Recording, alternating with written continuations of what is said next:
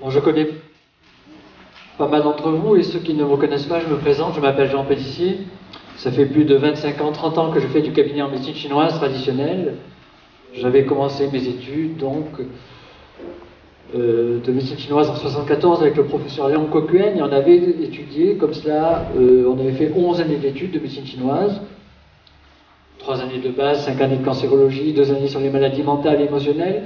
Et vous savez, en médecine chinoise, il y a deux grands aspects, deux grandes parties. Le premier aspect, c'est tout ce qui est thérapie. Alors on est aussi bien acupuncteur, pharmacologue, psychothérapeute, diététicien, chiropracteur, masseur, on met tout en œuvre pour traiter quelqu'un. Et puis dans l'autre facette qui est absolument fondamentale en médecine chinoise, c'est que peu d'écoles n'ont le temps là encore d'apprendre à leurs élèves, et que nous, praticiens, nous devons absolument apprendre à nos patients. C'est ce qu'on appelle les méthodes Yang Sheng, à savoir les méthodes de préservation de la santé. Partant du principe que le corps n'a pas été construit pour tomber malade, mais il a été construit pour s'auto-guérir en permanence, encore faut-il lui en redonner cette capacité. Et cela, on le comprend au travers d'images un peu mentales par rapport au fonctionnement de notre corps, et souvent on compare l'organisme comme ça à un ordinateur, et un ordinateur, pour qu'il fonctionne bien, il faut, comme une voiture d'ailleurs, il faut une batterie performante. Et la batterie de notre corps ordinateur se trouve au niveau de l'énergie des reins, et cette batterie, si vous voulez, de façon très réducteur en Occident, on parle de défense immunitaire, mais pour nous ça va bien au-delà de cela. Ça tient compte aussi bien de l'immense capacité d'adaptation de l'organisme, et le corps peut comme ça s'adapter vraiment à des circonstances externes ou internes qui sont un peu extrêmes, mais aussi l'immense pouvoir d'auto-guérison de l'organisme. Le corps n'a pas été construit pour tomber malade, il a été construit pour s'auto-guérir en permanence, encore faut-il lui en redonner cette capacité. Grosso modo, les méthodes Yang Sheng, que je vous enseigne au fur et à mesure, ces méthodes-là ont comme propriété de recharger cette batterie des reins. Et il faut vraiment être persuadé de la chose suivante, c'est que cette batterie rechargée à bloc, vous ne pouvez pas tomber malade. C'est-à-dire que votre corps est capable de s'auto-réguler, de s'auto-guérir en permanence, que ce soit au niveau mental et émotionnel qu'au niveau physique. Et à partir de là, on comprend pourquoi tous ces médecins traditionnels en Chine ont entre 90 et 120 ans et continuent encore à enseigner. Notre maître considérait que nous aussi, en tant que praticiens, nous avions le devoir de pratiquer ces méthodes-là pour rester, nous, en bonne santé et donner au moins l'exemple à nos patients. C'est vrai, j'ai 60 ans, ça fait 10 ans que je n'ai pas eu un rhume, c'est peut-être pas si compliqué que cela, et ces techniques-là, on les met en œuvre. Il se trouve que la technique primordiale, la technique la plus importante, celle qu'on doit pratiquer au quotidien, c'est justement la respiration. La respiration est l'élément essentiel, c'est l'élément fondamental pour apprendre petit à petit à recharger cette batterie des reins. Et je vais essayer de vous donner des points de repère qui, si vous les compreniez bien, vont changer carrément, complètement votre vie. Le seul problème, c'est que c'est tellement facile. La respiration, ça nous suit depuis notre naissance jusqu'à notre mort, et c'est tellement évident qu'on ne le met jamais en pratique. Et si on demande aux gens depuis ce matin, combien de fois avez-vous respiré en pleine conscience? Oh, je ferai ça plus tard, j'ai laissé ça de côté, ou alors je ne le sais pas, et donc je ne l'ai pas fait. Et je vais essayer donc de vous expliquer pourquoi c'est tellement important, pourquoi c'est la chose première que l'on enseigne dans toutes les techniques, quelles qu'elles soient, de préservation de la santé, et même toutes les techniques pour recouvrer une bonne santé. À tel point que notre maître nous disait la chose suivante: si, mis bout à bout, tout au long d'une journée, vous ne respirez pas en pleine conscience 200 à 300 fois, je dis bien mis bout à bout tout au long d'une journée, tout le reste ne sert quasiment à rien. Vraiment l'axe central des méthodes de préservation de la vie, des méthodes Yang Sheng, ce sont effectivement ces respirations. Alors, on va juste en quelques minutes avoir quelques points de repère par rapport à la respiration et vous dire que des maladies style à la naissance, vous avez poussé votre première inspiration, et à la mort, vous allez avoir votre dernier souffle. Et entre les deux, depuis votre naissance jusqu'au passage, jusqu'à la mort, vous n'avez pas arrêté de respirer. Et vous allez comme cela, il faut savoir que vous allez avoir deux types de respiration. Ce qu'on appelle les respirations inconscientes, et de notre côté, on a les respirations conscientes. Respiration inconsciente, ça veut dire quoi? Ça veut dire que vous ne savez pas que vous respirez. Vous êtes en train de respirer en ce moment, vous ne vous rendez pas compte que vous êtes en train de respirer. Et respiration consciente, eh ben, c'est le seul élément physiologique interne que l'on puisse rendre instantanément conscient. On peut agir sur les battements cardiaques, par exemple, en se concentrant dessus, mais il va falloir plusieurs dizaines de secondes, plusieurs minutes pour pouvoir accélérer ou ralentir son cœur à la demande. Par contre, la respiration, voilà, je respire. En parlant, je respire obligatoirement puisque j'expire, mais je décide de la rendre instantanément consciente. Je viens d'occulter la respiration inconsciente et je la rends dans l'instantanéité consciente. Et si cela existe, eh bien, c'est qu'il faut s'en servir. Et je vais tenter de vous expliquer pourquoi c'est tellement important de s'en servir. Pour vous donner un ordre d'idée par rapport à l'importance de cette respiration, on peut dire que dans notre vie, il y a 3 grands piliers de la prévention. On peut dire par exemple que nos émotions, notre mental, premier pilier, peuvent effectivement être à l'origine de pathologies internes, et petit à petit, par mauvaise gestion des émotions, on va pouvoir se fabriquer pas à pas un cancer ou une dépression, et que donc la mauvaise gestion des émotions peut raccourcir notre espérance de vie, mais il va falloir plusieurs mois, plusieurs années avant qu'effectivement cela devienne un problème létal. Arrêtez complètement de manger, deuxième pilier de la santé, et de boire, vous vivez encore 1 semaine, 10 jours. Arrêtez de respirer, vous ne vivez que 3-4 minutes. Ça veut tout simplement dire que c'est la première des choses qui nous relie à notre environnement, et que la respiration donc devient l'axe central de notre survie au début et de notre vraie vie après. Respiration inconsciente, en 24 heures, vous échangez à peu près, vous respirez comme cela entre 14 et 17 000 fois. En 24 heures, en respiration inconsciente depuis que vous êtes né. Et si on prend entre l'inspiration et l'expiration, si on voit un peu le volume d'air échangé, on échange en moyenne 1 demi-litre d'air entre l'inspire et l'expire dans les respirations inconscientes. Par contre, dès que vous êtes soumis au stress, à la fatigue, dès que vous avez des blocages au niveau du foie, que votre diaphragme est bloqué, vous n'échangez plus que 200 à 300 cm3 d'air. Et là, on ne peut plus parler de santé, on peut dire que vous survivez au quotidien et que vous n'avez plus aucune possibilité de vous adapter à votre environnement. Et le premier choc émotionnel venu, ou le premier changement de température brutale venu, suffit à vous faire tomber malade, à vous déclencher des symptômes et des maladies. Donc, à ce moment-là, de temps en temps, votre corps émet quand même certains réflexes pour récupérer un peu de cet air. On le voit beaucoup chez les déprimés qui ont le diaphragme complètement bloqué. Et ces réflexes, c'est les soupirs. À chaque fois que vous soupirez, vous ramenez quelques atomes d'oxygène, quelques possibilités de ramener un peu d'air dans votre corps, de même que l'excès de bâillement. Les bâillements vous permettent de récupérer un peu d'air, mais à côté de ça, vous pourriez mettre en œuvre ce que l'on appelle la respiration consciente. Respiration consciente, c'est avant tout, et vous allez l'apprendre, une respiration diaphragmatique. C'est quoi une respiration diaphragmatique? C'est une respiration que l'on va, sous d'autres termes, appeler ventrale. Alors, pour savoir ce qu'est une respiration ventrale, si vous avez l'occasion de voir un bébé dans son berceau et que vous regardez respirer, il respire que par le ventre. Et puis, pour maintes et maintes raisons, on a retourné sa respiration, on a inversé notre respiration et on a trop fait travailler le haut de nos poumons, et surtout qu'à un certain moment, on avait l'habitude en gymnastique de faire gonfler comme cela, et du coup, on a perdu cette capacité de faire cette respiration abdomino-diaphragmatique. C'est le nom savant de cette respiration par le ventre ou par le diaphragme. Et je vais en quelques minutes vous apprendre comment respirer par le ventre. Et ensuite, je vais vous donner des techniques respiratoires que nous a enseigné notre maître.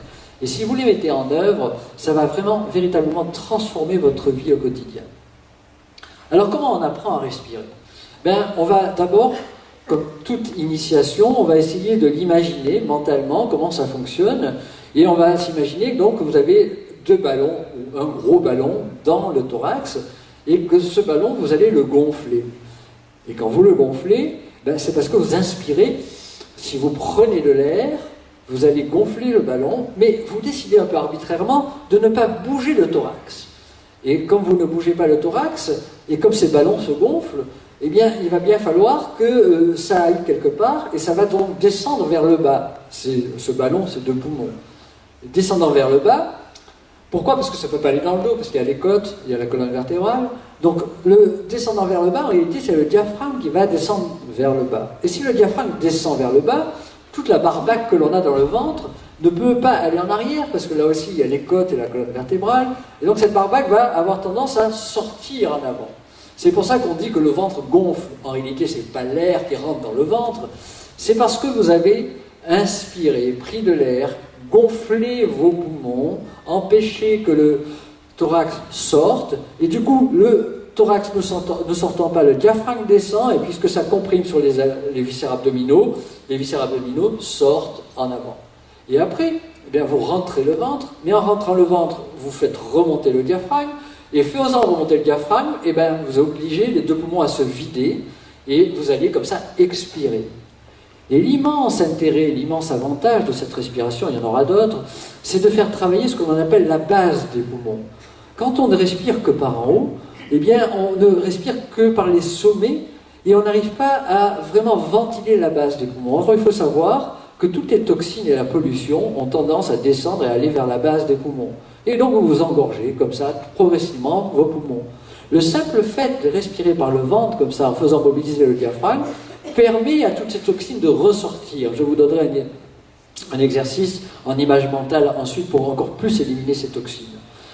Donc vous voyez que la respiration abdominale ou abdominodiaphragmatique est très simple à comprendre. J'inspire, le ventre sort, je souffle, le ventre rentre. Alors souvent, comme c'est devenu un réflexe conditionné en respiration inverse, les gens ont des difficultés à apprendre cette respiration. Alors, je leur donne une technique. Imaginez que vous recevez un coup de poing dans le ventre. Un coup de poing dans le ventre, il y a tout l'air qui sort. Et après, vous faites rentrer, le ventre sort, et puis de nouveau le ventre rentre. Vous connaissez, vous pouvez vous rappeler comme ça de l'automatisme de cette mécanique de la respiration diaphragmatique. Il faut savoir que depuis tout à l'heure, je vous parle du diaphragme. Le diaphragme, en réalité, est le muscle principal de la respiration, alors que pour la plupart d'entre nous, ce sont les muscles accessoires qui sont devenus les muscles principaux. Et quand j'entends par muscles accessoires, c'est les muscles intercostaux qui permettent l'ouverture des côtes, et surtout les muscles sternocléido-mastoïdiens. Vous savez, ces muscles-là, où on voit les gens qui sont en crise d'asthme ou en insuffisance respiratoire, ils ne respirent plus que par en haut, ils ont un tirage, ce qu'on appelle comme ceci. En réalité, le muscle principal, c'est le diaphragme. Et le diaphragme, il faut aussi connaître un minimum de son anatomie. C'est en réalité une masse musculaire qui divise en deux le thorax de l'abdomen. Et il faut aussi bien visualiser la chose suivante, c'est que par rapport à votre diaphragme, par rapport à cette nappe tendino-musculaire qu'est le diaphragme, vous avez le cœur qui est posé dessus, carrément. Et vous avez les deux poumons qui sont posés dessus. Et de l'autre côté, vous avez le foie vésiculaire qui sont ici, qui sont juste en dessous donc, du diaphragme. Et de l'autre côté, on a la rate pancréas qui est au-dessous de ce diaphragme. Et puis on a au milieu le plexus solaire, si vous voulez, la partie transverse du côlon, mais on a l'estomac à ce niveau-là, sous le diaphragme. Vous voyez que cette zone est fondamentale par rapport au diaphragme. Et puis même, souvent les gens mettent un petit peu leurs reins un peu bas. En réalité, les reins rognons, eh bien, ils sont juste là en dessous, sous les côtes, ils sont assez hauts dans le corps. Et donc, qu'est-ce qui va arriver? C'est que quand vous allez débloquer et faire travailler votre diaphragme grâce à cette respiration, quand vous allez débloquer ce diaphragme, petit à petit, alors qu'au début il est un peu hypotonique, eh bien, petit à petit, il va pouvoir vraiment bouger et de 15 à 20 cm en montée et descendre dans le thorax et l'abdomen. Vous allez obtenir quoi? C'est le seul moyen d'obtenir ce que l'on appelle un massage des organes internes. Vous savez, on tombe malade pour deux raisons. Première raison, décharge de la batterie des reins, pas assez de défense immunitaire, pas assez de faculté d'adaptation, perte de pouvoir d'auto-guérison de l'organisme. Mais la deuxième raison, et c'est ça qu'il faut bien comprendre en médecine chinoise, c'est les phénomènes de stagnation de sang et d'énergie. Il faudrait que tout circule librement dans le corps et qu'il n'y ait pas de stagnation. On l'a bien compris au travers des techniques qui ont été mises en œuvre. Par exemple, le massage, les qigong permettent de faire circuler le sang et l'énergie dans le corps. On sait très bien que quand on va masser la surface du corps, on va obtenir non seulement une relaxation externe, mais on sait aussi, si on a un peu de connaissance des trajets des méridiens, que en réalité, ce massage externe va favoriser la circulation de sang et d'énergie au niveau des organes internes.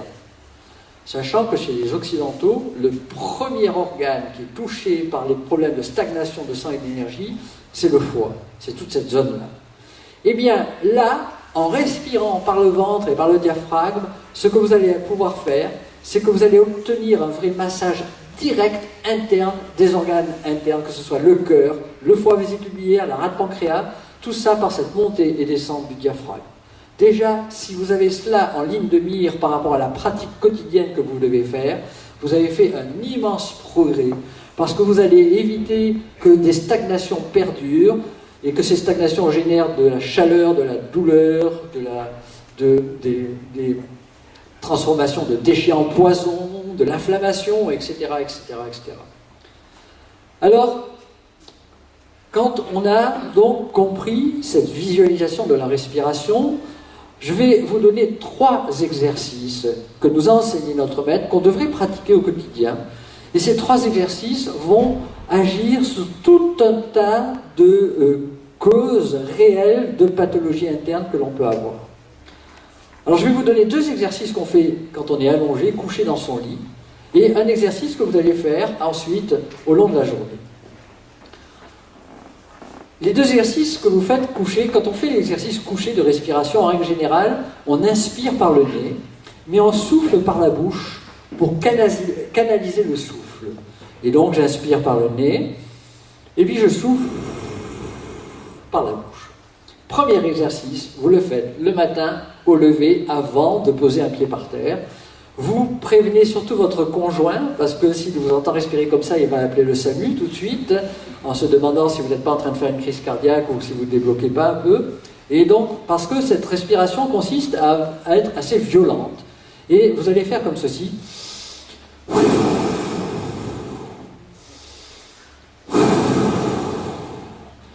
Vous le faites allongé, ne vous levez surtout pas après, tout de suite, il faut au moins attendre 30 secondes, 1 minute. Pourquoi? Parce que vous êtes en train de vous shooter à l'oxygène, parce que vous allez avoir la tête qui tourne, parce que, surtout si vous n'avez pas l'habitude de respirer, ben vous allez voir qu'en hyperventilant, comme ça, vous allez faire rentrer des millions et des millions et des millions d'atomes d'oxygène dans le corps et vous shootez carrément à l'oxygène. Donc, vous attendez un petit peu parce que, il faut attendre que ça circule. On fait 2 séries de 10 respirations comme ça. Et je vais vous donner 3 effets de cette respiration pour vous donner envie de faire cette pratique au quotidien. Premier effet, d'abord, quand on dort, vous savez que le foie, c'est un filtre à sang. Vous savez qu'on a 4-5 litres de sang dans le corps, 5-6 litres, et normalement, le sang, la nuit, retourne un peu vers le système porte et vers le foie, parce qu'on n'en a pas besoin aux extrémités. Parce que nos muscles sont en hypotonie, en relâchement, parce qu'on ne fait plus travailler notre mental comme on le fait en pleine journée, et donc notre cerveau est une vraie éponge à sang, et donc ce sang, il y a à peu près 1 litre, 1,5 litres qui reflue vers le centre, et le matin, quand on se lève, tout ce sang doit retourner vers les extrémités et jusqu'au cerveau, et c'est pour ça que quand on se réveille le matin, il faut attendre quelques minutes avant d'être vraiment réveillé, que tout ce sang circule dans le corps. Mais dès qu'on est soumis à des blocages et des stagnations, la plupart du temps, entre parenthèses, d'origine émotionnelle, sous l'effet de colère intériorisée, de blocage émotionnel, surtout au niveau du foie, eh bien, ce sang n'a pas la force d'aller jusqu'aux extrémités. Ce qui fait que si on n'y prend pas garde, petit à petit, on va avoir de plus en plus les mains et les pieds froids, parce que le sang n'a pas le pouvoir d'aller jusqu'aux extrémités. On va avoir la tête un peu vide, on va, pourquoi pas, ça peut être des facteurs déclenchants des migraines par stagnation, il n'y a pas assez d'énergie pour faire circuler ce sang, etc. Or, ça peut être d'ailleurs un symptôme précurseur, si ça dure des mois et des années, ça peut dégénérer sur ce qu'on appelle une maladie auto-immune, d'autodestruction, que serait la maladie de Raynaud. Alors du coup, le corps n'arrive même plus à faire aller le sang jusqu'aux extrémités.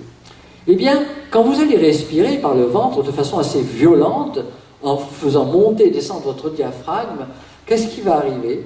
Vous massez le foie et vous obligez le sang à repartir vers les extrémités. Ce qui fait qu'en quelques jours, comme ça, 10 jours, 15 jours de pratique quotidienne, le matin, vous avez de nouveau les mains et les pieds chauds. C'est le sang qui repart vers l'extrémité. Deuxième effet de cette respiration, vous allez sur le moment, et je ne vous l'ai pas dit encore, dans les respirations inconscientes, je vous disais qu'on échangeait à peu près 500 cm3 d'air. Quand on fait une respiration consciente, abdominale, ou abdomino-diaphragmatique, on va échanger entre 4 et 7000 cm3 d'air. C'est-à-dire 10 fois plus, si ce n'est plus, qu'une respiration inconsciente. Et sur le moment, vous n'avez pas besoin d'autant d'oxygène, et bien du coup, tout cet oxygène supplémentaire va servir à recharger votre batterie des reins. C'est un des moyens les plus naturels, avec le sommeil et la relaxation, pour recharger notre batterie des reins. Et donc, vous voyez que si vous faites ces 2 séries de 10 respirations le matin, vous allez vous booster carrément en oxygène. Eh bien, c'est le meilleur des réveils matins. Faites-en l'expérience. Ça vaut tous les cafés du monde, toutes les douches du monde. Vous allez très très vite retrouver vos esprits, être vraiment en pleine circulation de sang et d'énergie, surtout au niveau du cerveau. Troisième effet, qui est extrêmement important aussi, eh bien, le fait de gonfler et de dégonfler le ventre, comme ceci, eh bien, va vous masser les organes internes, mais surtout les intestins. Et ça va déclencher ce qu'on appelle le péristaltisme intestinal, qui a ralenti un petit peu la nuit. Or, quand il y a vraiment ce déclenchement du péristaltisme intestinal, ça aboutit sur quoi? Ça aboutit à envie d'aller à la selle. Et donc, du coup, il y a une phrase fondamentale en médecine chinoise qui dit que il ne faut pas louper le train. C'est-à-dire que si vous avez envie d'y aller, il faut y aller. Pourquoi je vous dis cela? En réalité, je vous ai dit tout à l'heure que la batterie des reins rechargée à bloc permettait d'augmenter très très fortement l'adaptation à notre environnement. Et notre maître nous expliquait qu'on ne va pas être derrière chaque aliment que l'on mange.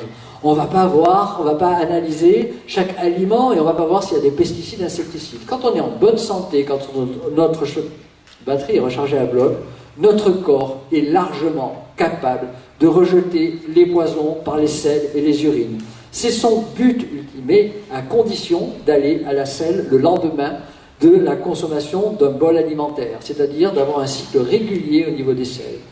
Et si les poisons sont trop violents, le corps, en auto-guérison, vous fait vomir, c'est-à-dire vous éliminez tout de suite ce poison, mais si c'est entre deux eaux, eh bien le corps les élimine par les selles et les urines. La dangerosité de ces produits ne commence que lorsque l'on a un retard de ce péristaltisme intestinal, et donc quand les selles, ou les déchets, ou les matières restent trop longtemps dans le corps, et du coup elles retournent dans la circulation sanguine, et du coup elles empoisonnent le corps. Quand on est en bonne santé, quand on a une bonne recharge de la batterie des reins, le corps élimine tous ces poisons et ces déchets via les selles, à condition de travailler ce péristaltisme intestinal. La respiration par le ventre est un moyen fondamental, avec le massage externe, est un moyen fondamental pour augmenter ce péristaltisme. Vous voyez que donc un simple exercice peut nous faire émasser le foie, éviter la congestion du foie, éviter les problèmes de stagnation, et nous amener 10 fois plus d'oxygène qu'une respiration inconsciente, donc nous réveiller carrément, et enfin nous permet effectivement de déclencher ce péristaltisme intestinal et cette envie d'aller à la selle. Continuons et voyons un deuxième exercice, et ce deuxième exercice, eh bien, on va le situer le soir, avant de se coucher, ou alors on va le placer dans les périodes d'insomnie. Bon, je sais qu'il n'y a aucun insomniaque ici, je sais qu'effectivement, aucune personne n'a l'insomnie de 3 heures du matin. L'insomnie de 3 heures du matin, c'est une insomnie qui est directement liée au foie, une stagnation de sang et d'énergie au niveau du foie. Et vous apprendrez plus tard que, effectivement, l'horaire qui correspond à l'énergie du foie, c'est en deuxième partie de nuit. Et quand on a un foie très tendu, eh bien, on a tendance à se réveiller en deuxième partie de nuit. Mais voilà. Donc, entre parenthèses, pour cette insomnie-là, eh bien, maintenant vous en avez la connaissance, il ne faut pas lutter contre cette insomnie. Il ne faut pas se mettre en colère contre elle, parce qu'on ne fait qu'augmenter toute la symptomatologie. Il faut se dire, bon, ben, d'abord, on va être positif, chic, j'ai encore 3 heures à rester au lit. Première chose, déjà, vous calmez beaucoup le jeu. Et ensuite, vous dites, ben, je vais en profiter pour faire tel ou tel type de respiration. Et vous allez voir que vous allez retrouver progressivement un endormissement. C'est toujours pareil, la connaissance, quand on arrive à créer, grâce à la connaissance, un surmoi qui nous regarde, qui nous fait comprendre nos symptômes, nous fait diminuer ces symptômes de 80% et on arrive effectivement à ce pouvoir d'auto-régulation et d'auto-guérison de l'organisme.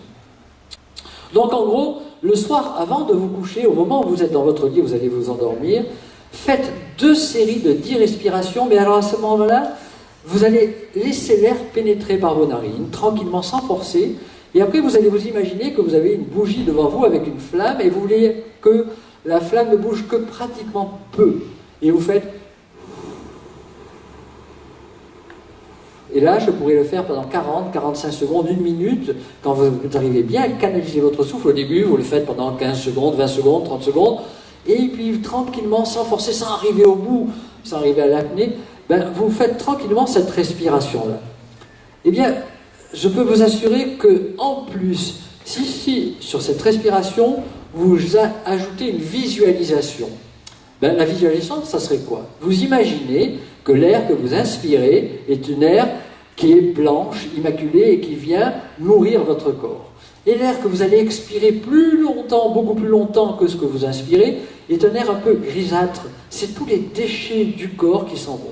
Eh bien, on a fait comme cela des observations, on s'est rendu compte que grâce à cette visualisation, on pouvait décupler l'élimination des déchets par l'expiration, surtout à la base de nos poumons. Vous voyez, c'est fondamental, ces histoires de visualisation. C'est l'énergie du mental qui dirige véritablement tous les phénomènes physiques à l'intérieur de notre corps. On y reviendra peut-être un jour sur une prochaine conférence, mais sachez que la visualisation est fondamentale en la matière, et donc vous visualisez un air qui sort. Mais en plus, qu'est-ce que vous êtes en train de faire quand vous pratiquez ce type de respiration? En réalité, une des grandes causes de fatigue que l'on a en Occident, c'est l'excès de pensée. On a notre cerveau qui est en ébullition permanente, et on pense, et on pense, et on pense, et on pense en permanence. Et ça nous empêche de dormir, et ça nous empêche d'avoir un endormissement profond, et de ne pas nous réveiller, effectivement, en deuxième partie de nuit. Eh bien, tout le but de cette technique, c'est de canaliser progressivement toutes vos pensées sur une seule pensée, à savoir la visualisation de la respiration. C'est un peu comme si vous arrêtiez votre ordinateur central. C'est un peu comme si vous le déconnectiez. Vous savez, dans un ordinateur, quand vous savez le minimum du minimum de l'ordinateur, vous entendez un bruit, il y a un ventilateur dans l'ordinateur. Et plus vous faites faire de travail à cet ordinateur, de calcul à cet ordinateur, plus le ventilateur va tourner vite, parce que ça met l'ordinateur en surchauffe. Et si vous ne vous rendez pas compte que les ventilateurs sont tombés en panne, et bien votre ordinateur grille. Nous, dans notre corps, c'est la même chose. Si, en plus, on ne ventile pas grâce à notre respiration et qu'on pense en permanence, eh bien, on va se déclencher des vraies pathologies mentales, émotionnelles. Au début, ça peut être une dépression, et après, il y a cette pathologie moderne dont on entend, c'est le burn-out, c'est-à-dire que le corps, à un moment, disjoncte. C'est le corps qui en a marre, tu arrêtes, et je te balance 3 ou 4 jours de sommeil, ou de grande déprime, ou de profonde lassitude, qui vous oblige à vous reposer complètement. Et si vous passez outre cela, eh ben, vous allez vieillir et mourir précocement, ou tomber en vraie profonde dépression. Mais il ne faut pas arriver, évidemment, à ce genre de situation-là. Et la respiration est l'antidote de cela, surtout quand vous la faites de façon consciente. Et le soir, par exemple, vous canalisez votre mental et vous arrivez qu'à une seule pensée, je respire. Juste comme ça, je visualise ma respiration. Et bien, vous allez voir que vous allez vous endormir très facilement. Et si vous voulez rajouter un exercice supplémentaire là-dessus, quand vous êtes en insomnie, et bien, à ce moment-là, vous allez toujours cette respiration, vous laissez l'air rentrer, puis vous laissez l'air sortir très lentement. Eh bien, vous allez compter les respirations.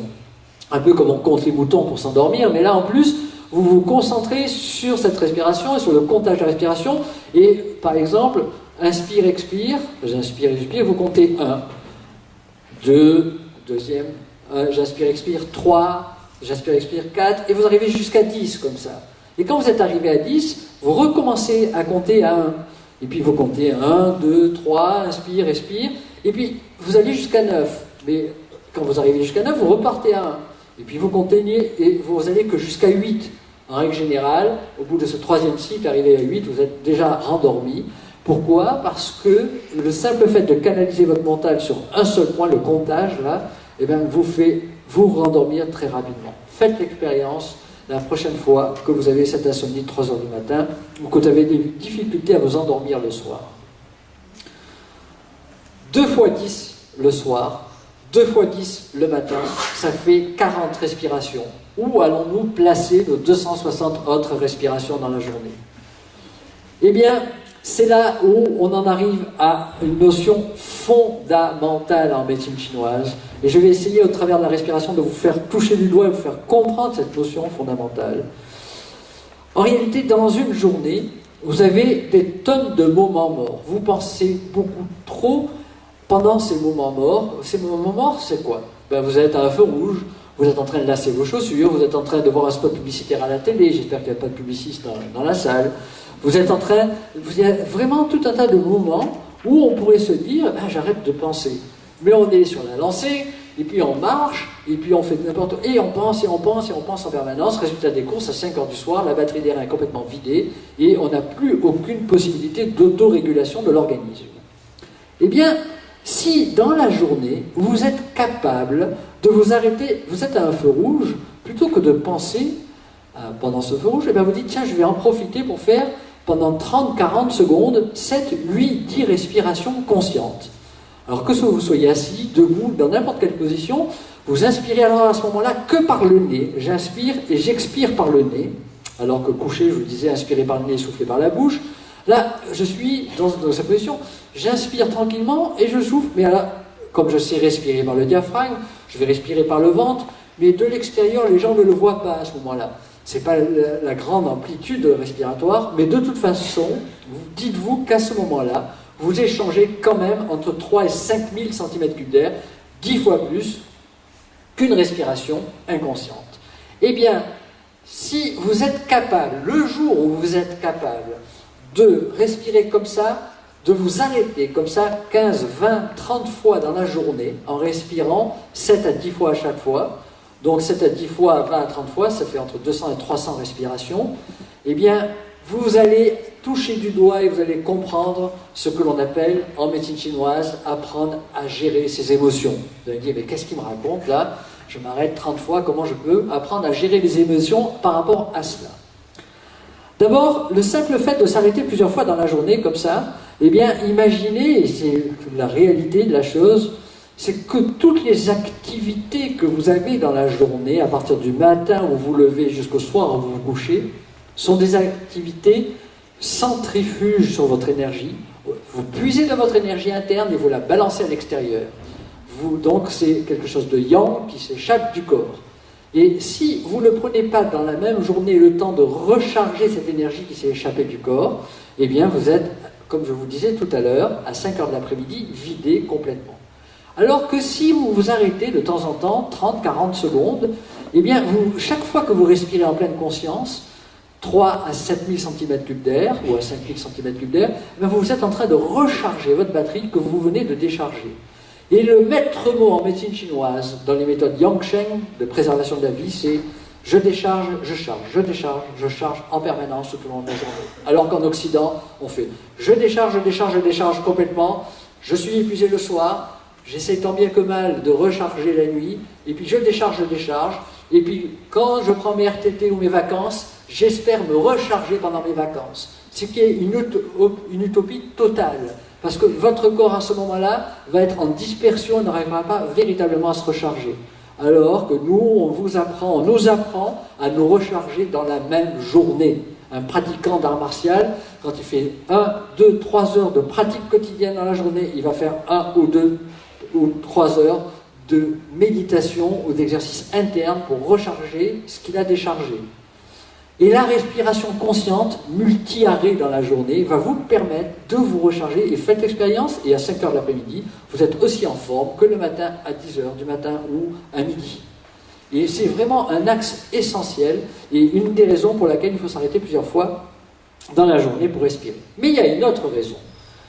Et cette autre raison, si vous voulez, c'est que petit à petit, ça va rentrer dans vos gènes, entre guillemets, vous allez vous créer de nouveaux circuits neuronaux comme cela, et ça va devenir vraiment habituel pour vous, cette respiration. Vous vous arrêtez souvent dans la journée pour respirer, entre guillemets, il y a d'autres moments, c'est micro-arrêt, pour respirer en pleine conscience. Par exemple, quand vous faites 10 minutes, un quart d'heure de gymnastique, ou a fortiori de Qigong le matin, et bien vous respirez déjà 100 à 150 fois, en pleine conscience pendant la pratique.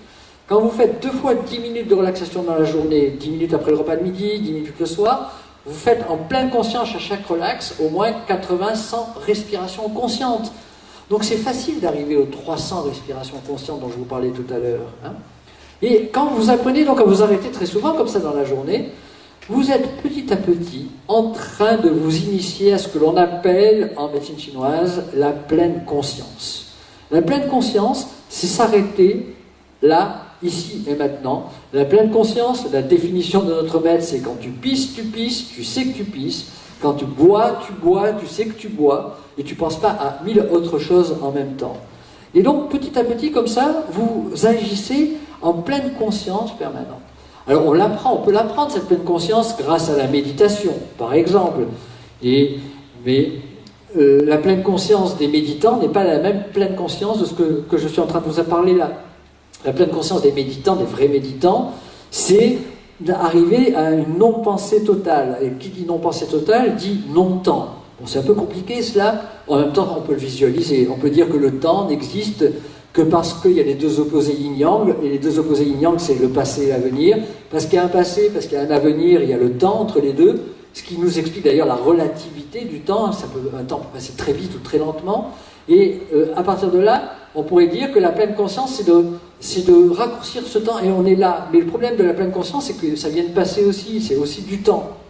Alors les neurobiologistes ont essayé d'expliquer la chose, et de dire qu'on pense en permanence, sauf qu'entre deux pensées, il y a quelques millisecondes où on ne pense pas, où il n'y a rien, c'est le vide. Et les méditants essayent d'éloigner progressivement ces deux pensées, et d'écarter, d'arriver à cette non-pensée. On pourrait appeler ça l'éveil, on pourrait appeler ça plein de choses, mais pour nous, avant d'y arriver, il en faut des générations et des générations de réincarnation, ou alors d'hérédité, ou alors de pratiques quotidiennes avec des maîtres et plusieurs heures par jour. Quand on parle de santé et de préservation de la santé au quotidien, quand on parle de pleine conscience, c'est « je suis là et je pense qu'à une seule chose ». Et j'arrête de penser à 1 million de choses en même temps. Et la respiration consciente nous permet effectivement d'arriver à cette chose-là. Et alors, la finalité de cela, quand je vous dis que grâce à cela, grâce à cette pleine conscience, vous allez pouvoir apprendre à gérer vos émotions, c'est qu'il va se produire la chose suivante. Vous savez qu'une émotion, elle n'existe que lorsque vous naissez et elle disparaît à la naissance. Et que les émotions, chaque famille d'émotions est directement liée au fonctionnement de chaque organe.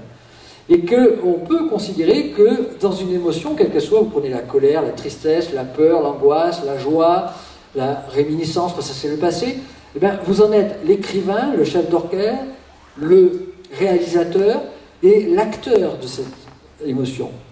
Et il y a toujours des liens de causalité, et il y a toujours une augmentation de cette émotion. Mais au départ, il y a toujours la première image. Avant de se mettre très en colère, il y a eu une première image, un premier effet. La pleine conscience nous permet de nous arrêter à la première image. Et c'est en ce sens-là qu'on apprend à gérer nos émotions. À faire que dans une discussion familiale, on ne dise pas merde à quelqu'un proche de sa famille, et quand le merde est balancé, c'est définitif, il est balancé à vie, alors que là, vous êtes en plein contrôle, et vous vous arrêtez à la pleine conscience de cette première image. Il n'est pas question de devenir des êtres émotionnels, sans émotion, puisque les émotions sont starter et un peu le mode de fonctionnement de nos organes. Par contre, il ne faut pas qu'une émotion soit trop violente de ce coup, ou qu'une émotion soit toujours en permanence au-dessus des autres. Et on a des antidotes comme ça émotionnels en médecine chinoise, et ne serait-ce que le sourire permanent, le rire, etc. Et on peut agir comme cela. Mais c'est la pleine conscience qui nous permet vraiment de gérer nos émotions. Et cette pleine conscience, vous allez l'apprendre grâce à la respiration, grâce à ces arrêts fréquents dans la journée, 20-30 fois, où vous arrêtez pendant 30-40 secondes, en pleine conscience. Ça va tellement rentrer en vous, tellement être ancré en vous, que vous allez effectivement obtenir ce résultat-là. Je vais maintenant vous faire 2 conclusions fondamentales par rapport à cette conférence qui vont vous faire comprendre pourquoi il est tellement fondamental d'apprendre à respirer. D'abord, dans tout acte de changement, quel qu'il soit, puisque vous pressentez que la respiration, eh bien, c'est vraiment quelque chose d'important, et on va passer par 4 étapes différentes. Et ces 4 étapes, eh bien, on pourrait dire qu'au départ, il y a une incompétence inconsciente. Après, il y a une incompétence consciente. Après, il y a une compétence consciente et une compétence inconsciente. Ça veut dire quoi? Ça veut dire qu'au début, eh bien, vous n'aviez aucune notion de ce qu'était la respiration, pourquoi il faut respirer comme cela, et ce que pouvait amener en nous notre respiration. Donc vous étiez en pleine incompétence inconsciente dans le sens où vous ne saviez pas, vous ne pouvez pas l'inventer, puisque personne ne vous l'a enseigné. Et puis après, on passe dans la phase incompétence consciente. C'est-à-dire que c'est ce que vous êtes en train de faire là, vous savez que ça existe, mais donc vous êtes encore incompétent, parce que vous ne l'avez pas mis en œuvre, mais vous êtes dans cette incompétence consciente. C'est une étape un peu dangereuse, parce que si vous remettez à demain, après-demain, et puis vous savez que ça existe, et ça risque de vous culpabiliser ensuite. Vous dire, oui, mais je sais que je devrais mettre ça en œuvre, et je ne le mets pas en œuvre, et j'ai des difficultés de passage à l'acte, etc. Si quelqu'un vous aide, ou si vous êtes capable, vous, de décider de le mettre en œuvre, vous allez passer dans la phase de compétence consciente. La compétence consciente, c'est la répétition, répétition, répétition permanente et quotidienne de tous ces exercices qui vont faire que petit à petit, vous allez construire comme ça de nouveaux circuits neuronaux dans votre tête, et dites-vous bien qu'il faut à peu près 1 an pour apprendre à respirer, comme je vous le dis. C'est tellement évident, facile, mais il faudra 1 an pour que vous abandonniez, vous le remettiez en pratique, et à un certain moment, eh bien, vous allez arriver dans la phase qui est la phase d'auto-guérison permanente, c'est la compétence inconsciente. Vous ne savez même plus que vous le mettez en œuvre, mais vous êtes en permanence en train de le mettre en œuvre. Et là, vous avez fait le vrai travail de l'initiation, qui est donc de passer par toutes ces étapes-là.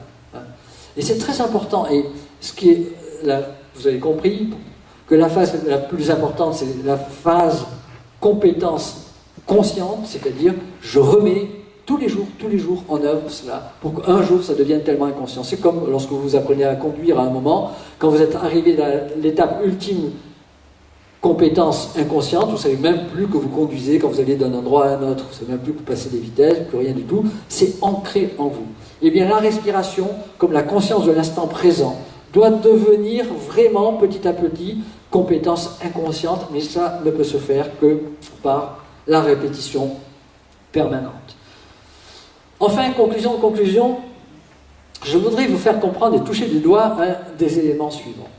J'ai écrit un livre qui est en réédition en ce moment, qui s'appelle Le grand jeu de la vie, et j'avais un peu comparé la vie à 2 falaises, une première falaise, qui est avant la naissance, et la deuxième falaise, c'est la mort, et j'avais tendu un câble entre les 2 falaises, qui est pour nous la bonne définition de la santé en médecine chinoise, qui est un équilibre précaire entre 2 forces opposées yin-yang, et dès qu'il y a déséquilibre, eh bien, il va y avoir apparition de symptômes, signaux d'alarme. On a à peu près comme ça 950 symptômes, signaux d'alarme. Ça peut être une douleur cervicale, ça peut être une petite insomnie, ça peut être une douleur au niveau de la tête, ça peut être n'importe quel symptôme comme cela. Et ce n'est que des symptômes, signaux d'alarme balancés par l'organisme. Vous êtes sur ce câble, et vous êtes donc un funambule sur ce câble, et comme tout funambule, vous avez le droit à un balancier. Et le balancier, eh bien, ce sont toutes les méthodes Yang-Sheng que vous allez apprendre petit à petit. Plus vous mettez de ces méthodes en œuvre au quotidien, et qui, je vous assure, n'amputent pas obligatoirement sur toute votre journée de travail, puisque vous pouvez les intégrer dans votre journée de travail, eh bien, plus vous avez ce balancier important et grand, plus vous tenez en équilibre sur votre câble, et votre corps s'autorégule en permanence. Il y a une autre possibilité de conserver cet équilibre sur le câble, c'est de travailler au niveau de la spiritualité, de se créer un fil, un câble invisible qui nous relie au ciel. On pourrait dire que les saints, quels qu'ils soient, eh bien, ont que ce câble qui les tient sur le câble de vie, et c'est pour ça qu'ils sont ventripotents, on ne voit pas. Alors que nous, on n'est pas des saints, on a besoin des 2, c'est-à-dire qu'on a besoin de ce câble invisible qui nous retient sur le câble de vie et de ce balancier. Vous êtes sur le câble, vous êtes avec un grand balancier, vous ne pouvez pas tomber malade. Vous êtes avec un balancier un peu faible, Et de temps en temps, vous avez des déséquilibres, et donc de temps en temps, vous avez des symptômes, signaux d'alarme. Vous avez la connaissance, par tout ce que vous suivez, comme lecture ou comme conférence, et vous devenez spectateur de ce symptôme, vous n'en avez pas peur, et vous savez ce qu'il faut mettre en œuvre pour que, hop, une fois mis en œuvre, le symptôme, comme signal d'alarme, disparaît. Mais vous n'avez pas la connaissance, vous laissez faire progressivement ce symptôme perdurer. Et ces symptômes vont se réunir entre eux jusqu'à être extrêmement déséquilibrés sur son câble. Et à ce moment-là, c'est une pathologie qui apparaît.